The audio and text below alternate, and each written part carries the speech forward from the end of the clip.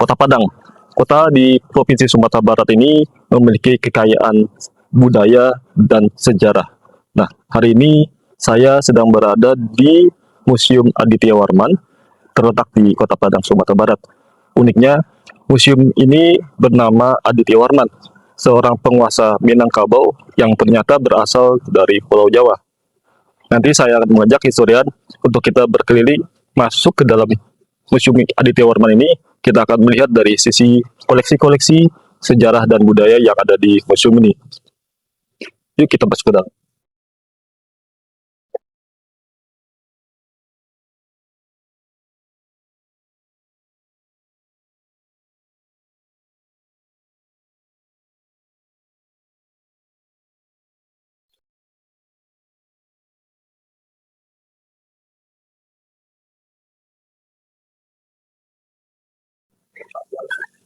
Halo historian, Assalamualaikum warahmatullahi wabarakatuh. Yuk belajar sejarah. Sebelumnya yuk belajar sejarah mengucapkan selamat Hari Raya Idul Fitri 1 Syawal 1447 Hijriah. Mohon maaf lahir dan batin. Student, saat ini saya sudah berada di bagian dalam dari Museum Aditya Warman ini. Nanti kita akan keliling untuk melihat koleksi-koleksi yang ada di Museum Aditya Warman. Yuk kita masuk ke dalam.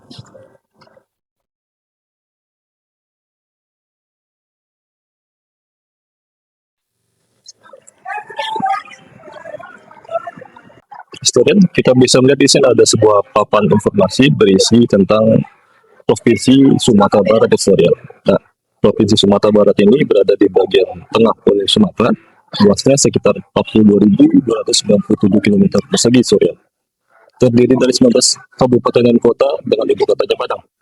Jumlah penduduknya sendiri berdasarkan sensus tahun 2025 sebesar atau sebanyak 5.914,3 jiwa, terdiri dari berbagai suku bangsa antara lain Melayu, Minang, Batak, Jawa, Nias, Tionghoa, Tamil, dan berbagai mayoritas yang ada di suku Minangkabau ini saja. Nah, di sini juga ada satu yang khas dari Sumatera Barat ini, yaitu mengenal sistem matrilineal, yaitu suku Minangkabau menganut agama Islam dengan falsafah adat Basandi syarak Basandi Kitabullah.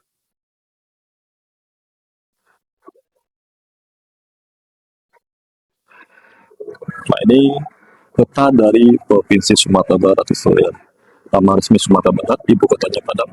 Suku bangsa terdiri dari Minangkabau, Mentawai, Melayu, Batak, Jawa, Nias, Tionghoa, dan Tabiat, dan juga ada lagi daerahnya di sini, antara lain daerah Solo.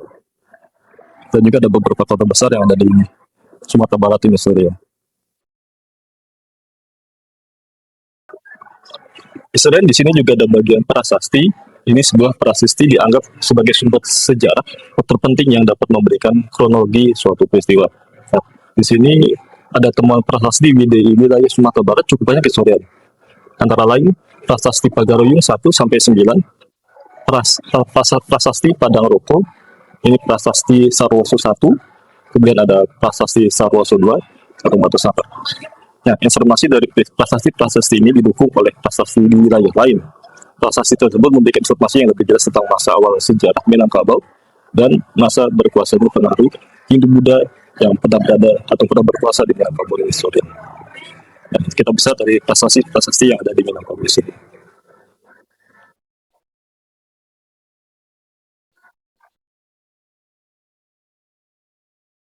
Kita bisa lihat juga di sini ada informasi Kerajaan Melayu.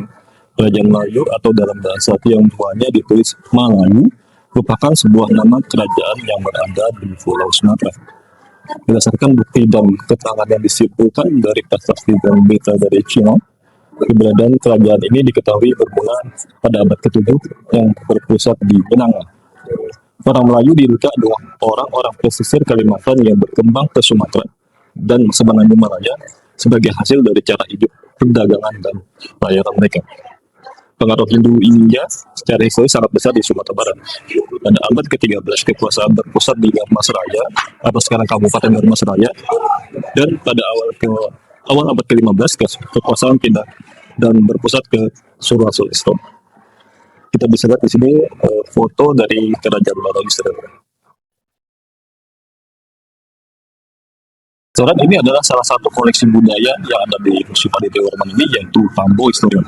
Nah, Tambo ini berasal dari kata Sanskerta yaitu tambai yang artinya bermula. Tambu adalah salah satu warisan kebudayaan Minangkabau, yaitu kisah yang disampaikan secara lisan yang biasanya disampaikan oleh seseorang yang dinamai juga dengan tukang kabar yang isinya riwayat tentang asal-usul nenek moyang, adat, dan wilayah Minangkabau. Nah, ini kita bisa lihat dari koleksi tambu atau tambai dalam bahasa Sankataya.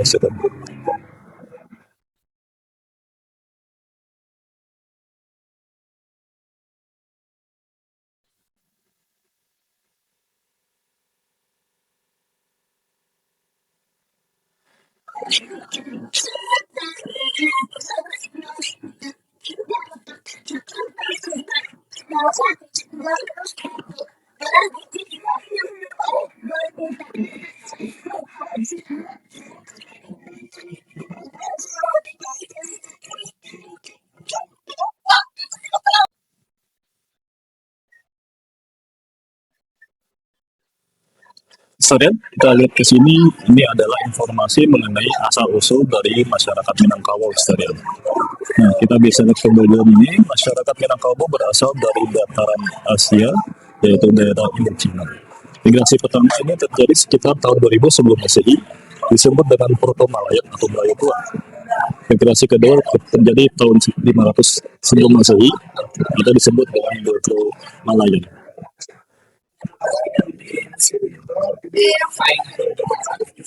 Kemudian di sini terjadi migrasi lagi dari Indochina, Proto Malayan 2000 sebelum Masehi dan Proto Malayan 500 sebelum Masehi masuk dari arah pantai timur Pulau Sumatera menyusuri sejumlah aliran sungai. Nah, kita bisa lihat lagi di sini dari muara Sungai Kampar menyusuri ke hulu sampai ke dataran tinggi wilayah Luhak 50 Kotong dan Luhak Agar. Nah, kemudian dari situ dari muara Sungai Indragiri menyusuri ke hulu sampai di dataran tinggi wilayah Luhak Tanah Datar, dan dari muara sungai lainnya di pantai Sumatera Selatan. Jadi ini adalah proses migrasi asal usul dari masyarakat.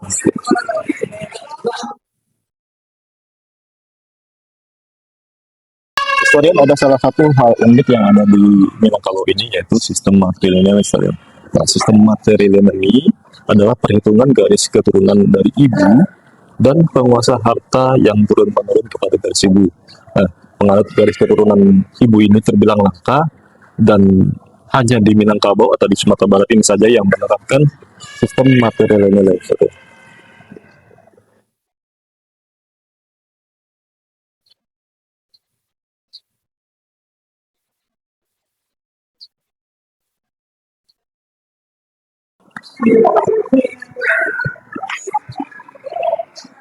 Historian ini ada salah satu koleksi yang cukup unik, yaitu produksi rempah historian.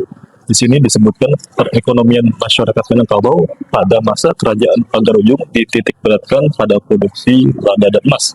Nah, seperti kita ketahui, daerah sekitar Sungai Kampar kiri dan Kampar kanan dan Sungai Batanghari merupakan daerah bandar perdagangan ada yang ramai didatangi oleh para pedagang dari mancanegara historian.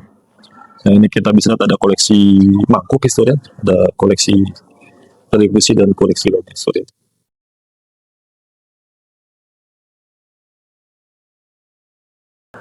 Kita bisa lihat lagi di sini ada sistem monarki. Nah, di sini menurut Anafis, Minangkabau lebih merujuk kepada kultur etnis dari suatu rumpun Melayu yang tumbuh dan besar karena sistem monarki atau kerajaan, serta menganut sistem adat yang dicirikan dengan sistem kekeluargaan melalui jalur perempuan atau matrilineal tadi. Walaupun budaya yang sangat kuat diwarnai dengan ajaran agama Islam. Nah, di sini Thomas Stamford Raffles telah melakukan ekspedisi ke pedalaman Minangkabau, tempat kedudukan kerajaan Pagaruyung. Dia menyatakan bahwa Minangkabau ialah sumber kekuatan dan asal bangsa Melayu yang kelak penduduknya tersebar luas ke kepulauan timur Israel. Nah, ini kita bisa lihat ada beberapa koleksi yang ada di bagian sini.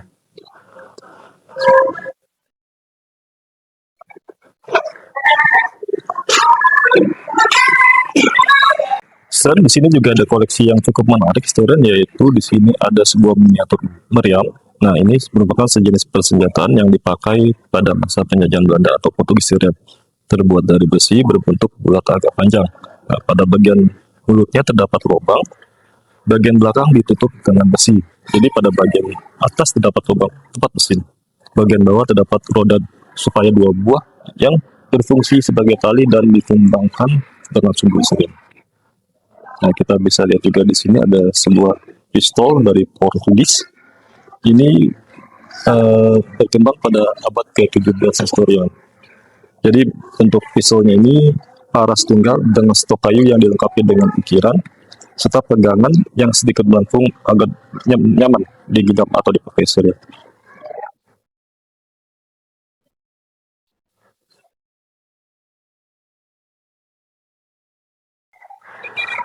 Historian di sini ada juga koleksi menarik historian. Ada sebuah replika stempel Rajo Adat Goa historian.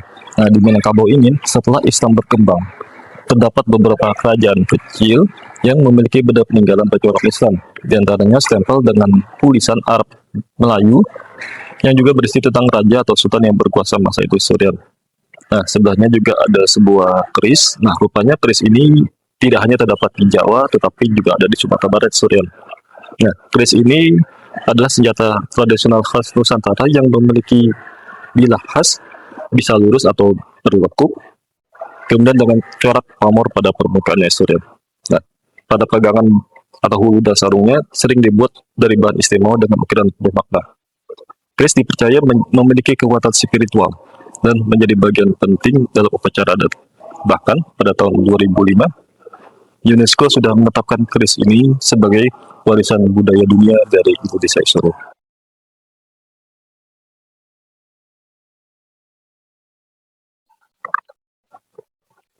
Nah, kita bisa lihat juga di sini ada koleksi tamu atau di sini ada naskah Hidayat As-Salikin historian.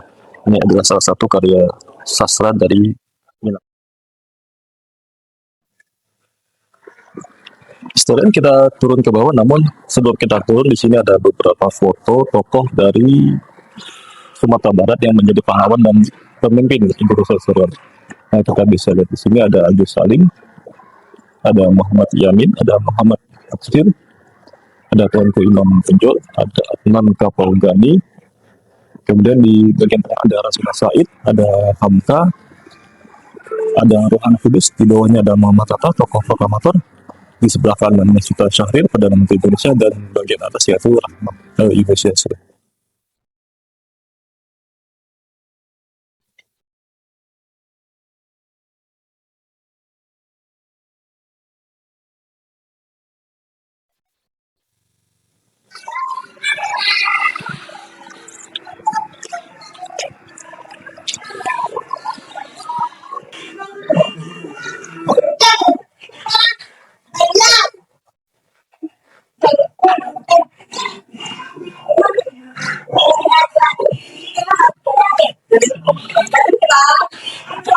Historian di sini dijelaskan bahwa sejak 1977 ketika Museum Aditya Warman berdiri, Museum Aditya Warman menjadi benteng budaya Minangkabau. Di Museum Aditya Warman ini terdapat beberapa koleksi keramik asing yang langka, dimulai ada dari Tiongkok, Jepang, Vietnam hingga Eropa. Nah, ini merupakan jejak perdagangan mantip yang menguatkan tanah Minangkabau dengan Indonesia. Kita bisa lihat di sini ada keramik dunia yang ada di koleksi ini. Kita bisa lihat ada buli-buli, ini berasal dari Cina, dinasti Qing. Ada sebelahnya juga ada mangkuk, ini berasal dari kelinci Jambi, ini seperti sebagai wadah makanan dan dekorasi. Di sebelahnya sini ada piring, ini berasal dari Jepang. Kita ke kanan ada mangkuk dari dinasti Qing Cina. Kita bisa lihat lagi di belakangnya ada kendi yang berasal dari Pleret, Jawa Barat. Kita ke kanan itu ada kendi berasal dari Eropa, dan di belakangnya ada piring berasal dari dinasti Qing Cina.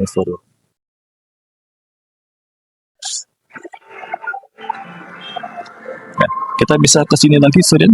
Ini ada piring dari dinasti Ming Cina.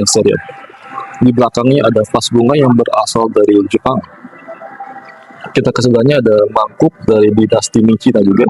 Di belakangnya juga ada piring dari dinasti Ming Cina. Kita ke kanan, ini ada buli-buli berasal dari dinasti Ming juga Cina, ini sebagai tempat obat historian. Di belakangnya ada piring yang berasal dari kelinci Jambi. cukup unik karena di bagian tengahnya itu ada sebuah tulisan kaligrafi. Kita ke kanan ini ada pleret, ada kendi maksud saya berasal dari Pleret Jawa Barat. Di belakangnya ada kendi juga berasal dari Eropa.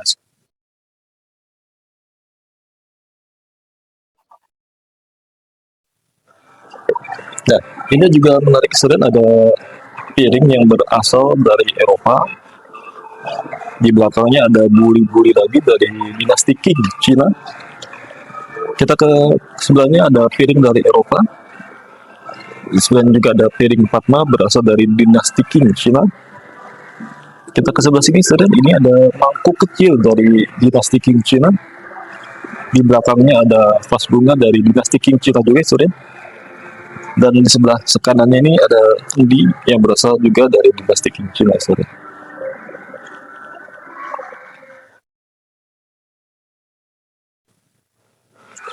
Sama seperti tadi kita lihat juga beberapa koleksi, di sini juga masih ada beberapa koleksi dari beberapa negara, ada dari Jepang, ada juga dari Indonesia, dari daerah Jawa Barat, Di sini juga ada koleksi dari dinasti Qing Cina. Nah, semuanya di sini dari Cina, di sini ada juga dari Jawa Barat. Nah, ini salah satunya juga dari Cina, yaitu dari dinasti Yuan. Ini juga sama, masih dari dinasti Qing Cina. Dan satu ini ada dari Eropa, yaitu piring serut. Di sini ada koleksi mangkuk dan kendi, ini dari Eropa dan dari Indonesia juga.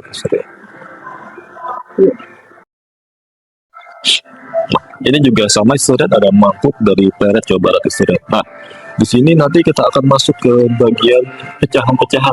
Jadi rupanya tahun 2009 Provinsi Sumatera Barat pernah mengalami gempa besar berkekuatan 7,6 skala Richter, dan juga berdampak pada beberapa koleksi yang ada di Museum Aditya Warman ini.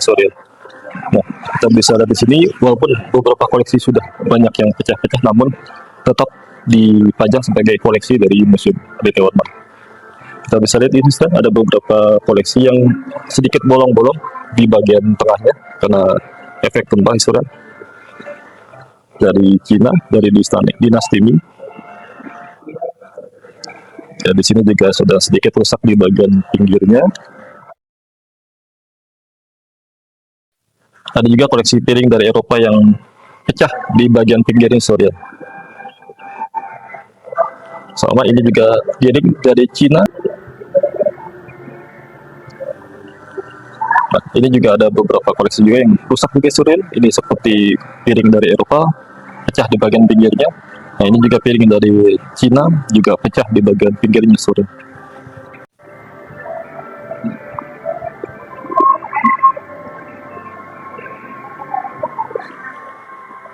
Nah, sedikit informasi, rupanya tadi saya sudah jelaskan, Sumatera Barat ini pernah mengalami sebuah gempa besar. Ini terjadi tepatnya hari Rabu, tanggal 30 September 2009, jam 17:16 waktu Indonesia Barat, Jadi di sini gempa mengguncang Padang dan sekitarnya di Sumatera Barat. Sebanyak sekitar 320 koleksi keramik hancur atau pecah berkeping, Namun kehancuran atau beberapa rusak koleksi ini tidak dibuang oleh pengelola, namun tetap dipajang sebagai koleksi dari Museum Aditya Warman. Ya, sama kita bisa lihat di bagian sini, rupanya di sini ada beberapa koleksi yang sudah sangat rusak parah, namun tetap dipajang sebagai koleksi. Seperti ini kita lihat, mangkuk yang sudah sangat pecah, dari dinasti Qing Cina, Ini juga ada mangkuk kecil juga rusak di bagian pinggirnya. Ini juga ada koleksi juga rusak mangkuk. Nah, ini kita bisa lihat juga koleksi piring dari Eropa yang sudah sangat hancur, Ke piringnya juga sama. Ini juga dari Cina sudah rusak. Dari Eropa, piring. Sama ini juga sebuah piring dari Cina yang rusak, pecah. Jadi kita bisa lihat juga di sini ada piring dari Eropa yang juga sudah sangat rusak. Ini juga sama, piring dari dinasti Qing Cina sudah rusak. Ini juga sudah rusak sekali. Sama ini juga piring dari dinasti Qing Cina sudah rusak. Nah, kita bisa juga sudah pecah belah. Ini piring sudah pecah di bagian tengahnya. Sama ini juga piring dari dinasti Cina sudah rusak, pecah belah, dan ini juga sudah mangkuk dari Eropa. Sorry.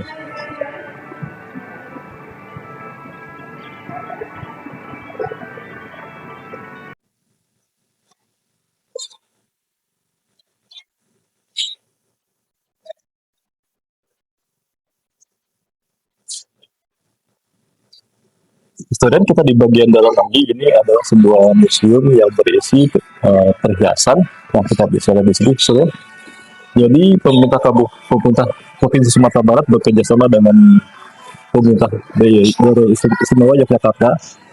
Di sini membuat sebuah tempat khusus untuk hasil budaya, yaitu berupa kerajinan emas dan perak historial.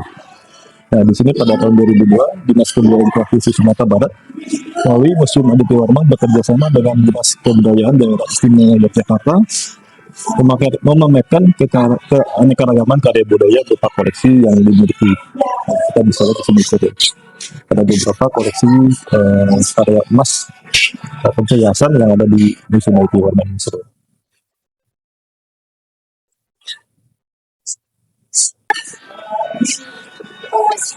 Nah, kita bisa lihat di sini ada sebuah informasi tahun 2021 Kerajaan Perak Kota Gede Yogyakarta ditetapkan sebagai warisan budaya tak benda Indonesia dari Provinsi Daerah Istimewa Yogyakarta dalam domain kemahiran dan kerajinan tradisional. Kita bisa lihat di sini koleksi-koleksi dari Kerajaan Perak hasil kerjasama Yogyakarta dan Provinsi Sumatera Barat. Sorry.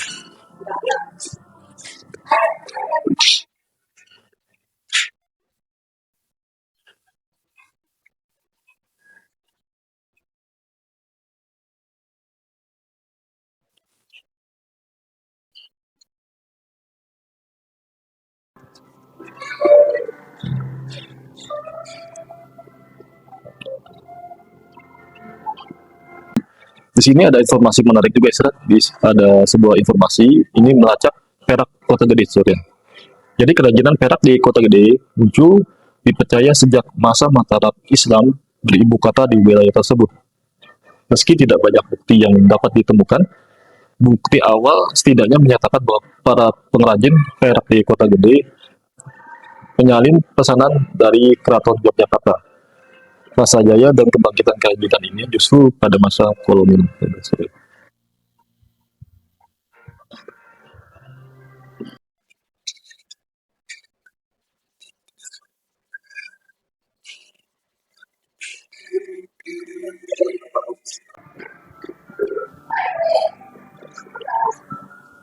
Restoran di sini ada sebuah informasi sejarah, restoran ada sebuah peta Sumatera. Di sini disebutkan dalam berbagai prasasti Pulau Sumatera disebut dengan nama sang sekerta, yaitu Suwarna Duta atau Pulau Emas atau Suwarna Bumi atau Tanah Emas. Nama ini dipakai dalam naskah-naskah India sebelum Masehi, Surya. Pada masa ke-18, Firaun di Mesir sekitar tahun 1567 sampai 1339 sebelum Masehi, di pesisir barat Pulau Sumatera telah ada pelabuhan yang ramai. Produk perhiasan di Sumatera Barat dalam perkembangan dipengaruhi asing yang masuk mulai dari India hingga pengaruh Islam. Dari data yang ditemukan menjelaskan bahwa pada akhir abad ke-16 di Sumatera terdapat pengrajin emas dan perak orang Turki setelah kedatangan Sultan Aceh yang beragama Islam melakukan kontak dagang dengan Kesultanan Turki Surian. Kemudian Sumatera Barat saat itu berada dalam pengaruh kekuasaan Aceh, dapat imbas keberadaan para pengrajin Turki ini, dan pada akhirnya pada sekitar tahun 1840 terdapat ratusan pengrajin di Sumatera Tengah. Teknik dan model dari pengrajin emas dan perak orang Turki ini telah mempengaruhi seni kerajinan emas dan perak yang ada di Pulau Sumatera.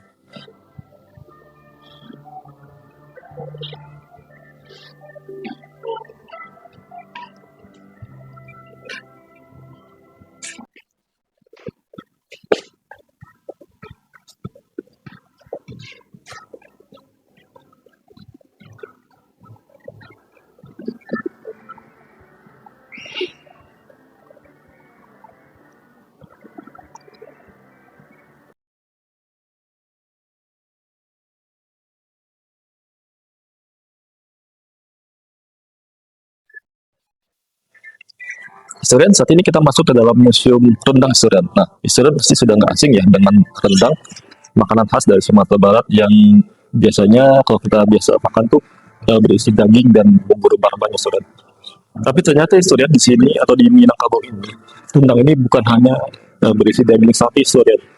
Nah, kita bisa lihat di sini ada beberapa variasi rendang yang ada di Sumatera Barat ini, student. Nah, kita bisa di sini, student. Ternyata rendang ini di Minangkabau sendiri atau di Sumatera Barat ada 24 jenis historian. Kita bisa lihat di sini, ini peta penyebaran atau peta kekhasan rendang yang ada di beberapa wilayah di Sumatera Barat historian. Nomor satu kita bisa lihat ini rendang Dagiang.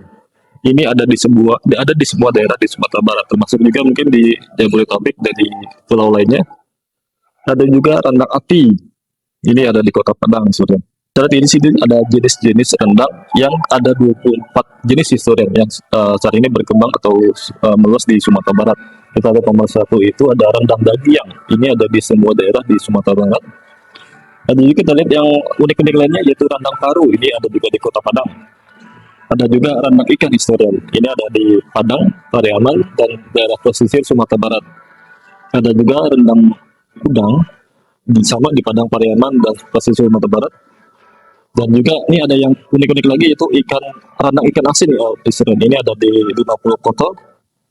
Dan juga paling terakhir ini rendang daun kayu atau rendang daun singkong yang berada di Kabupaten Tanah Datar ya, Israel. Jadi selain rendang yang berisi daging juga ada beberapa jenis atau variasi rendang yang ada di Provinsi Sumatera Barat, Israel.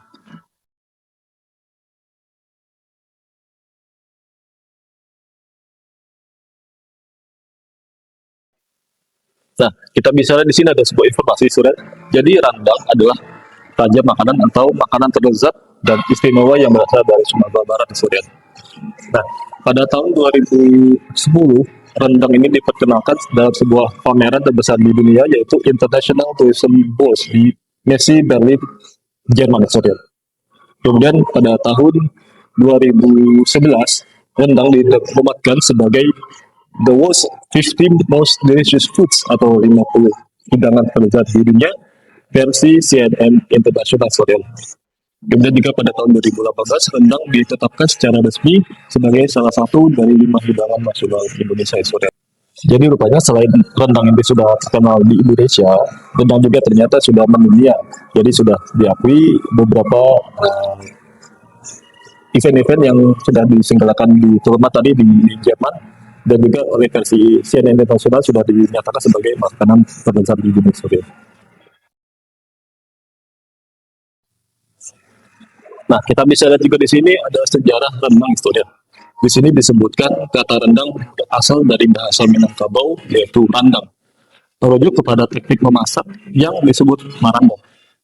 Berawal dari kedatangan orang India dan Arab ke kawasan pantai barat Sumatera yang membawa rempah-rempah sejak abad ke-6 menandai masuknya pengaruh masakan India dalam budaya kuliner Sumatera Barat.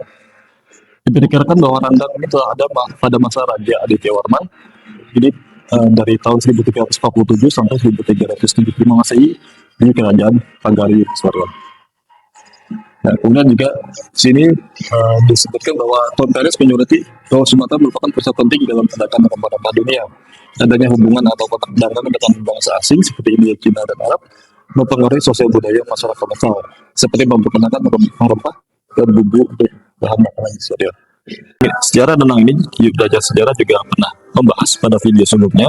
Barangkali historian lupa atau mungkin belum pernah lihat video sebelumnya.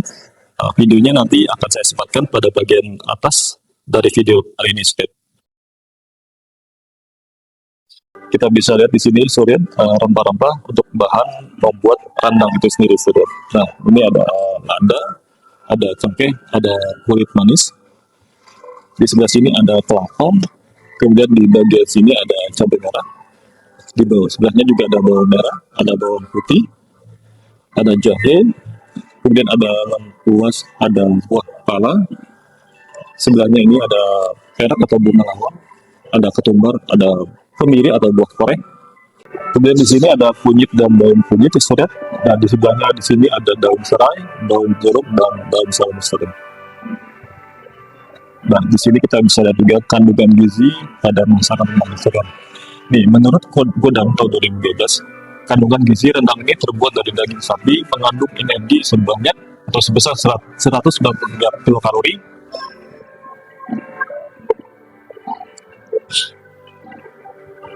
Ya, di sini ada filosofi rendang historian.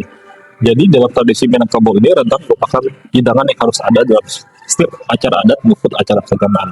Nah, filosofi dari rendang ini atau di sini ada 4 bahan pokok secara simbolik, yaitu pertama daging atau daging sapi. Ini melambangkan minyak mama atau para pemimpin suku adat. Kemudian ada kadambia atau kelapa. Di sini melambangkan cadia pandai atau kaum intelektual. Di bawahnya juga ada lado atau cabai. Di sini melambangkan alim ulama yang tegas untuk mengajarkan syariat agama. Dan terakhir di sini pemasak atau bumbu. Ini melambangkan keseluruhan dari masyarakat Minangkabau Surat.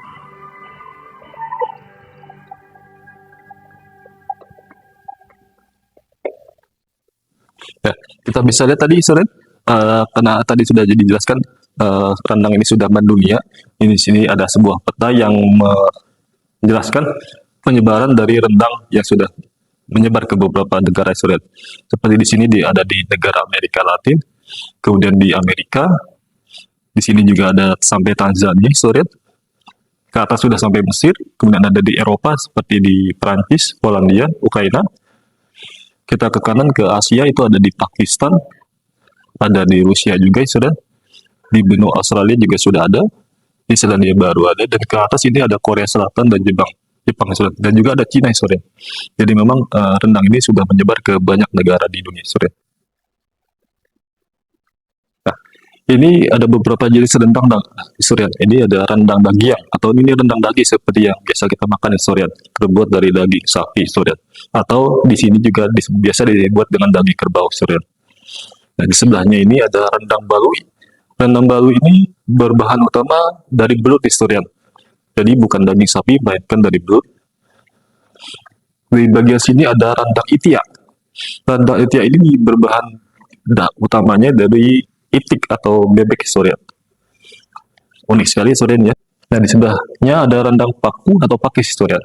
Jadi paku atau pakis adalah sejenis tumbuhan daerah tropis. Jadi di sini selain dari daging-daging juga rendang dibuat dari tumbuhan atau dari sayuran Surat, yaitu pakis atau paku Surat.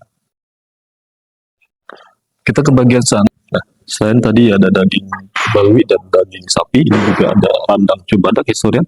Rendang cubadak ini berbahan dasar dari nangka muda. Nah, kemudian di sini ada rendang paru atau rendang rabu. Ini dibuat dari rendang ini dibuat dari paru sapi atau kerbau Surat. Di sebelahnya ini ada rendang jariang. Rendang jariang ini berbahan dasar jengkol Surat. Kalau misalkan kita di Jakarta makan jengkol untuk semur, nah di sini jengkol juga bisa dibuat untuk rendang Surat. Dan di sebelahnya ini ada rendang lokan. Rendang lokan ini adalah kerang air tawar di Surat. Jadi kerang air tawar ini dibuat sebagai rendang Surat. Historian, saat ini saya sedang berada di ruangan yang berisi koleksi-koleksi manuskrip yang ada di Pulau Sumatera, Historian. Nah, kita bisa lihat di sini ada koleksi manuskrip dari Museum Negeri Aceh. Kemudian di sebelahnya ada koleksi manuskrip Museum Negeri Sumatera Utara, Historian. Di sini juga ada sebelahnya koleksi manuskrip Museum Sang Nilah Utama dari Riau.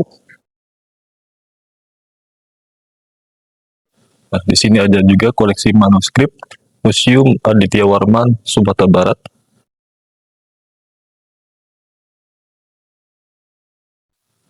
Di sini ada juga koleksi manuskrip Museum Mandailing Buyah dari Sumatera Barat juga, Surya.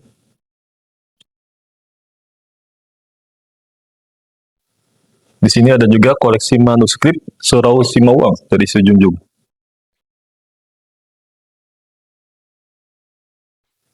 Ada juga koleksi manuskrip Khairullah dari Sumatera Barat. Di sini ada koleksi manuskrip Museum Balaputra Dewa dari Sumatera Selatan.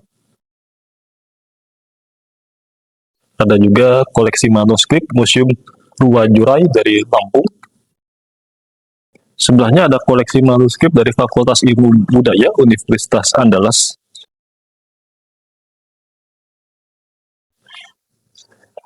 Dan inilah jadi koleksi-koleksi manuskrip yang ada di Museum Aditya Warman Historia.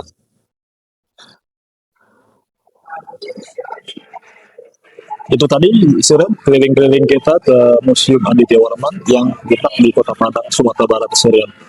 Jadi tadi kita bisa melihat tentang sejarah dan budaya yang pernah berkembang di Provinsi Sumatera Barat.